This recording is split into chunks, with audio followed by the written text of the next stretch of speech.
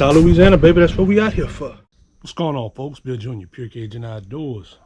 This video has been in the making for a little while now. At least I've been talking about it. And now we're here to finally do it. A few months ago, we had a chest type freezer go out over here. Power surges, etc. So the freezer went out. Was about to chunk it. And I said, you know what? I need a new live bait tank for me to hold my bluegills in, goldfish, different things like that. So what better thing to use than a chest type freezer, right? It's insulated, so it should keep your water cool in the summer months, keep it from freezing in the winter months, as long as you have it right, you know what I mean? So that's what we are here to do today, and we'll go step by step with this. This is not a complicated build. I'm almost certain there's a million ways that people can do it. If you have a chest type freezer, I try to keep this as cheap and as efficient as possible. We're gonna make it nice, we're gonna make it to where it works, and that's all that matters. Everything else doesn't really count at this point. So here our little chest type freezer is right here. We're gonna sit there, we're gonna start off.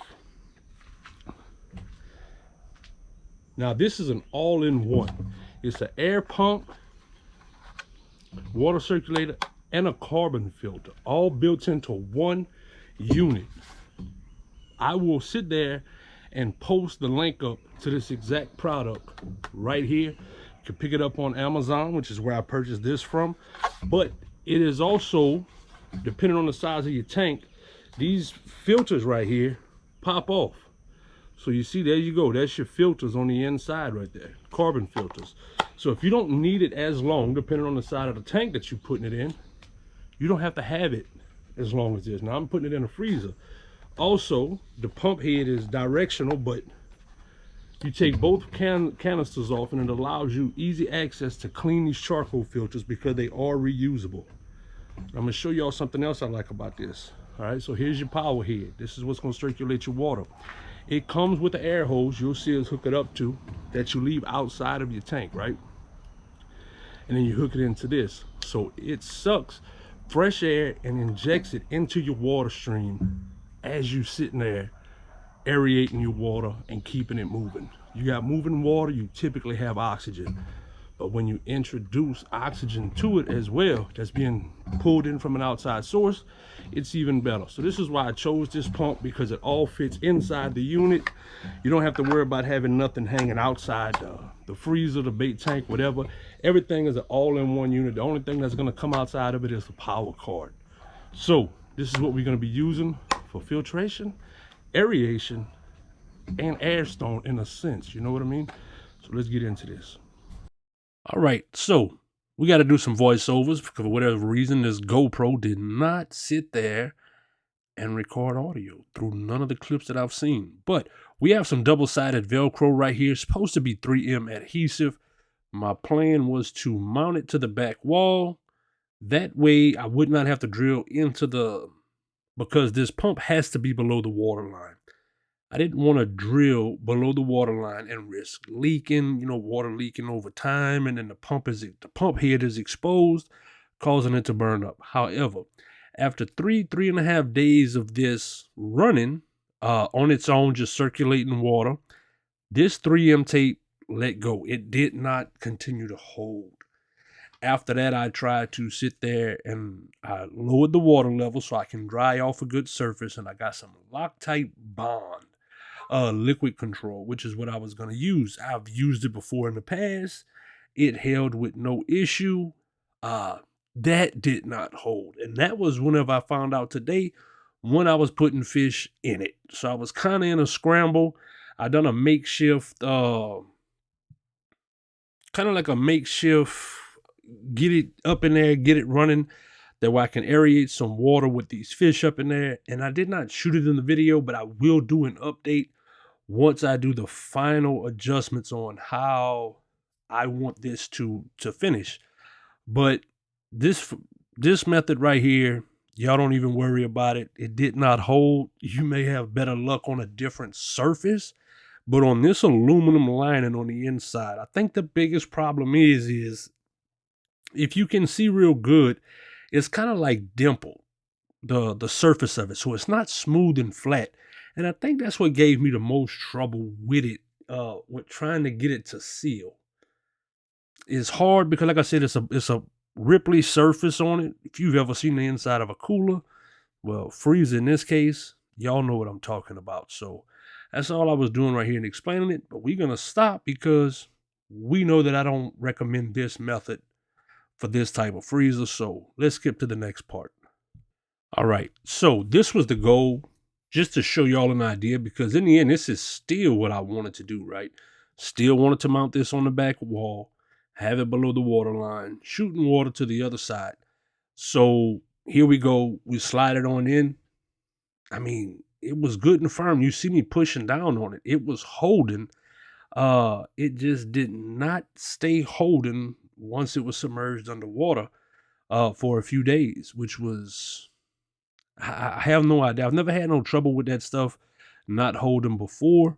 And all we simply did was we got the card overhanging. In the future, I may sit here and pop a hole in the top of the, right above the water line. The water line is about an inch above the power head. So I still have a good bit of area. I may pop a hole to pass the power cord through it so I can close my lid and not have to worry about pinching the cord underneath it. Let's get to the next step.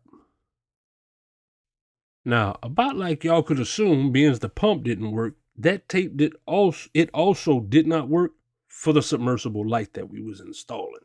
Now I know what y'all thinking, man, why are you showing all this stuff you doing if none of the stuff worked?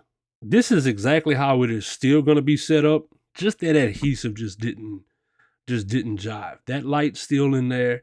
That pump is still set up just like that. You may have to figure out a way to do it on your own. I have some other material that I use today to get it done, and so that's what I'm using. But that submersible light, I love it. You want to have some light inside your tank. I talk about it in the thing. I do a lot of early morning fishing, so when I get up at night, see, it has suction cups on the light. They did not hold. Once again, I think it's because it's not a smooth surface. They just did not want to sit there and latch. So we ended up scrapping the light for this part of the video. Well, technically we did not right there. We ended up taking the little suction cups off altogether. That's what I'm explaining why they're not holding. But we ended up taking the little suction cups off because they slide. And we put the same 3M backing on the feet right there. And guess what? Still did not hold, just like the rest of the stuff. Light started floating. So I'm going to figure out another way to get the lights mounted. I have an idea of what I'm going to do. Now I just have to do it. I'll update these videos as time goes on and let y'all see it. But that is the light that we chose. The links to this stuff is in the bio. Once again, y'all go check them out. That is a Crew light. Awesome light. Bright, high quality. Comes with a remote control for you to change the colors, do custom settings on it.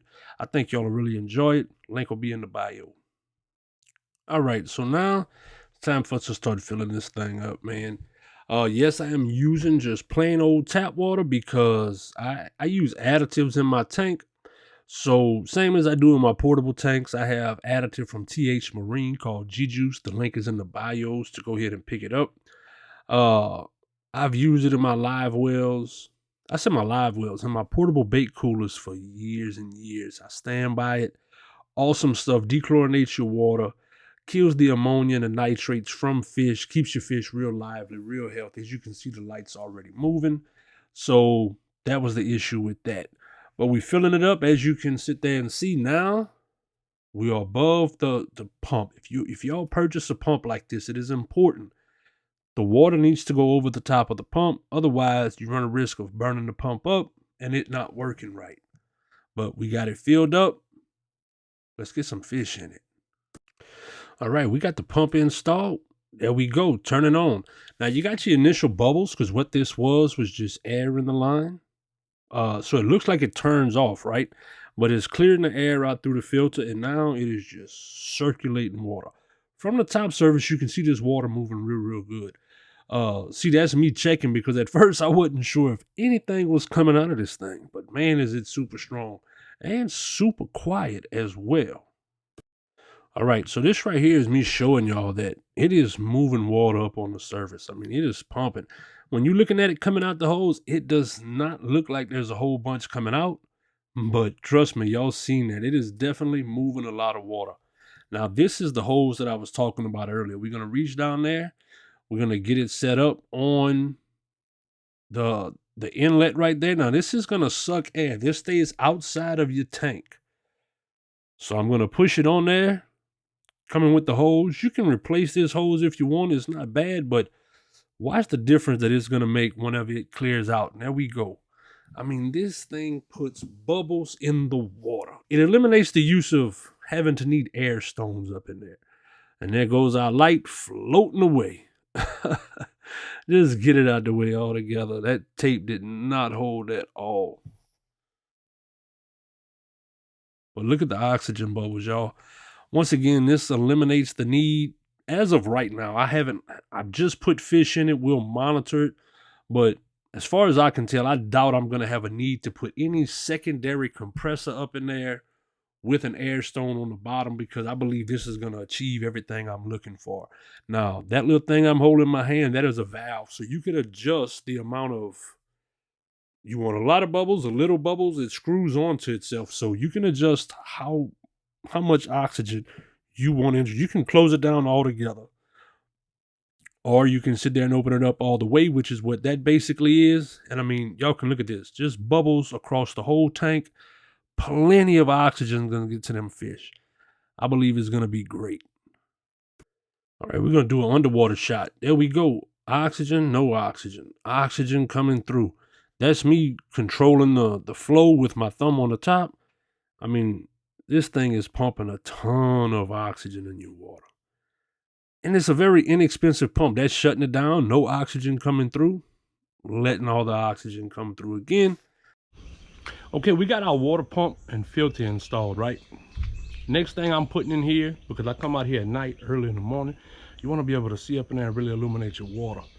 I have a submersible aquarium light put out by Crew. I will have a link to this in the description of this video as well. Fully submersible. It comes in different lengths. It comes with a controller on it for you to set your timer, go through your color modes, etc., the brightness, the dimness, and it also comes with a remote control for you to change all those features as well. Custom colors, adjust your timer.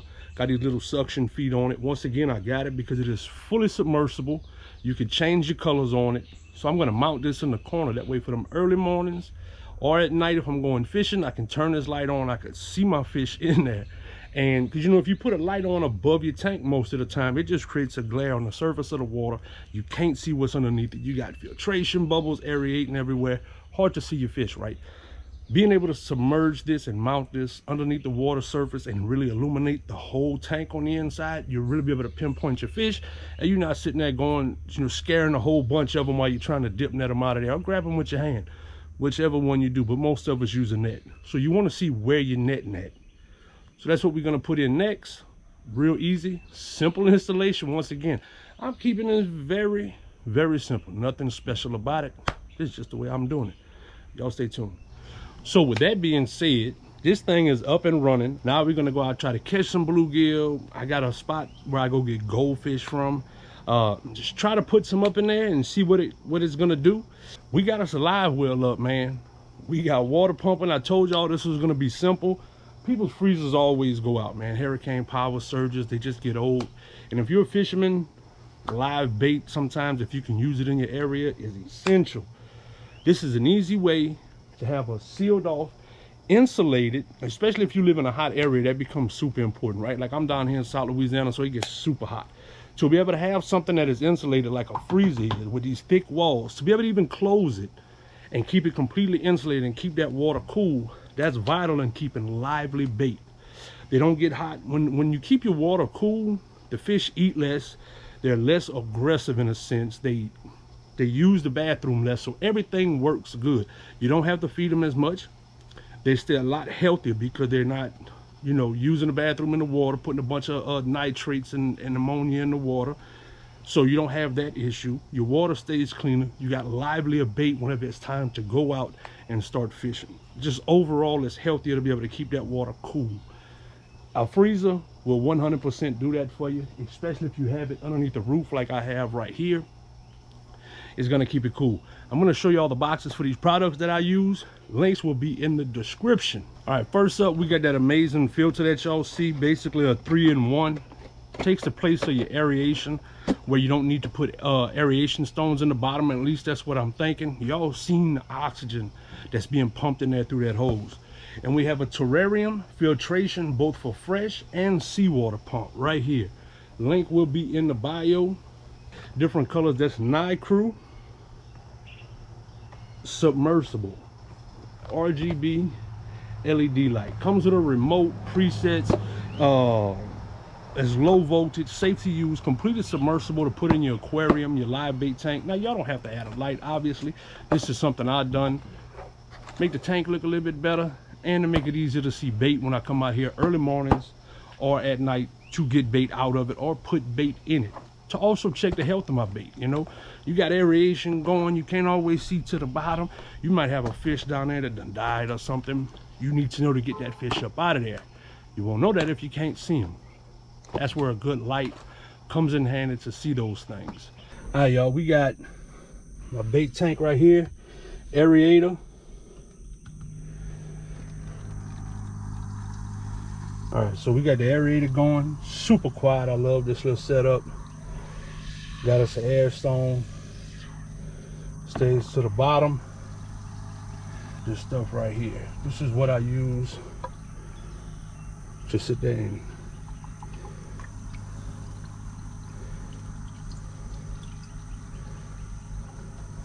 bam. Now our water is going to be good. This is what's going to help keep them fish lively. It's going to sit there and help keep them active and healthy. All right, first up, got us a little smaller chicken pen. As soon as he stops jumping, there we go. There he goes. We got us a nice thick chicken pen right here. There he goes. Nice bluegill. Another chicken pen. One of them little speckled panfish. And a green sunfish. Look at them up in there, man. They are looking good. They got oxygen. They're gonna be all right. All right, guys. We back at the house. We got the live bait tank that we've been having running over here. We got some bluegills in there. Let's transfer them from here into their new home. Let's go. All right. Got this little net. Let's see what we got. Oh, they're trying to jump out of there. Super lively, folks. Good oxygen, good aeration. G-Juice keeps these things alive and active.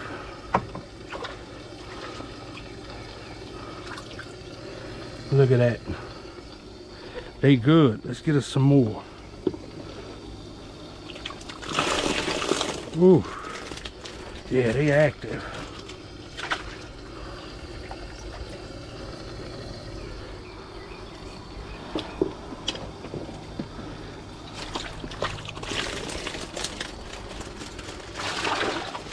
Ooh. Let's get this air stone out the way because they got a couple more. Oh, look at that. He's jumping. Pretty baits.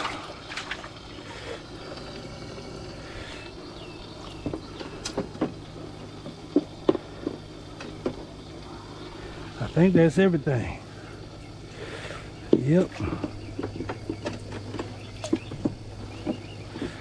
That's all of them. Look at them. They're doing good up in there. Got plenty of oxygen. They out the heavy current.